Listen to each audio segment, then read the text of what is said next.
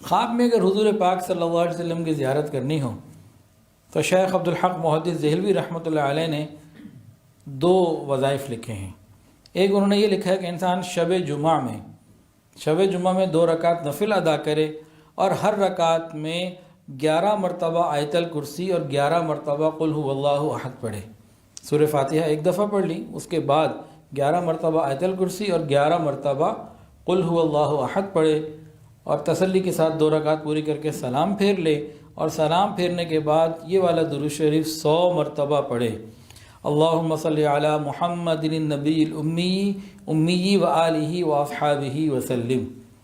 اللہم صلی علی محمد النبی الامی وآلہ واصحابہ وسلم 100 مرتبہ پڑھے۔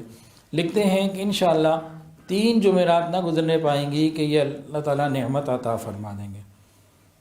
تو کوشش تو کرنی چاہیے، نصیب میں ہوگی تو ہو جائے گی، نہیں تو قیامت کے دن کوشش کرنے والوں میں شمار تو ہوگا۔ اس کے علاوہ حضرت ایک اور جو ہے نا وہ وظیفہ بھی لکھتے ہیں حضور پاک صلی اللہ علیہ وسلم کی زیارت کے حاصل کرنے کا۔ لکھا کہ جو شخص 2 رکعت نماز نفل پڑھے اور ہر رکعت میں سورہ فاتحہ کے بعد 25 مرتبہ قل هو اللہ احد پڑھے، 2 رکعت نفل، سورہ فاتحہ ایک دفعہ، اس کے بعد 25 مرتبہ سورہ اخلاص قل هو اللہ احد پڑھے اور تسلی سے 2 رکعت پوری کر لے، سلام پھیر لے، اس کے بعد یہ والا درود شریف 1000 مرتبہ پڑھے، صلی اللہ علی النبی الامی، بس اتنا، صلی اللہ علی النبی الامی کافی ہو گیا۔ اس والے میں نہ شب جمعہ کی قید ہے اور نہ 3 کی قید ہے، بندہ کبھی جب آسانی ہو کر لے، تو اللہ چاہیں گے تو انشاءاللہ ضرور ہو جائے گی۔